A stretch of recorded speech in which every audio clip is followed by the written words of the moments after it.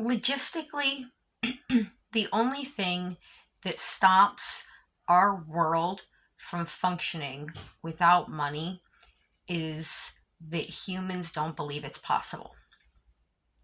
You cannot force a world without money when money's already the currency and that, like, we live in an economic system. You cannot force no economic system from that. But if everybody agreed that they understood how a world without it would work and that that's what they agree would work for them, it's possible. So the way that humans work is we will do anything to have our needs met. And this is where a lot of conflict comes into the world. And this is where removing money helps with that conflict. Okay, so people don't have to rob, cheat, steal, all of these things to get their basic needs met in a world without money. The only thing that humans have to do is put into the world so that it continues to function. And most all humans are logical enough to understand that if they want life to continue to flow as they know and understand it, that they do still have to participate in it work wise. A lot of people already are in their dream jobs. Money is the big stressor to it. It makes every job that anybody is in have more stressors and underlining factors than just the job itself entails. So it also then involves all of the external emotional chaos that comes from living in an economic system into each and every one of those environments. So if money was not a thing and you could wake up every morning and go to whatever way you feel you put best into the world, whether that be getting an education or pursuing a dream and maintaining something that keeps the system going. A lot of people would still want to have a simpler type of job while they still pursued the passions that they have, because we aren't built to just completely sit still. We're not built to have an abundance of fun. Our brains will get worn out on it.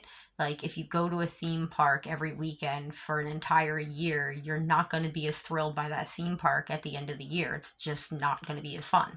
That's just how the human experience works. So having work and being needed and doing for others, this is part of what makes a human and what makes them enjoy the human experience. When you talk to people, it's shared memories, things like this that are actually important to all humans. It's how we fit into the system that makes us feel connected and important with each other, and all of that is extremely important to the human experience. We're very social creatures. We have the ability to network and make any kind of system to keep things flowing as we know it.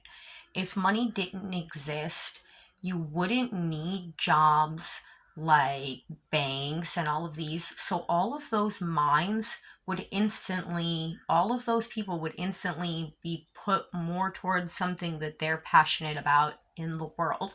Anything that would, any job or whatever that was added to the system to help just kind of get your piece out of it so the system can continue to flow, because that's how it's kind of works in an economic system.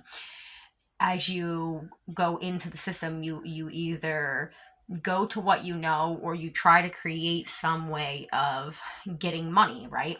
A lot of that has been extra pots to get your extra hands in the pot. So like you it costs you money to cash your check.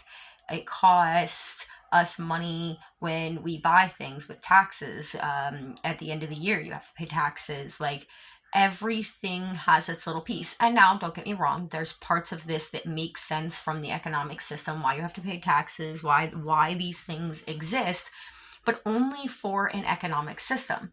It doesn't have to be that way. An economic system is a big fueler and cause to crime rate, negativity, a lot of the bad experiences that humans have trauma from are directly or indirectly connected to the economic system. People feel super controlled and the government isn't looking out for them because they're trying to line their pockets. This all goes hand in hand into the same thing. You can see, even within top tier governments and stuff, humans are not innately bad. They always intend to do good. They just, in an economic system, are easily swayed off of that path or get looped or caught into some kind of craziness that, you know, alters the way they see how things are. So, like, the higher you get up on the ladder in, like, a CEO position and stuff like that, your stressors become more of that economic system and less about the product or whatever that's underneath you that you're juggling within all of this. Without the economic system there. And so there's a few facts that you're going to have to, like, just Google and, like, fact check me on this. I know I'm right, but you have to fact check it, because if you don't fact check it, then your brain just goes, oh yeah, whatever. But, like, if you fact check it, then you know it's real. Okay. There are more empty homes in the United States than there are homeless people. So just for the United States alone, there is, taking off the economic system, a way to help alleviate the homeless problem. And without the economic stressors, people then gear themselves more towards fixing up things and doing things to help the system continue to flow the way it does. If you know construction, it's something that you would still utilize in a world without money, even if it wasn't your passion and you pursued a different passion. Knowing those things, you would help your neighbor and things like this, because our focus would change. We wouldn't be driven in the same way that we are.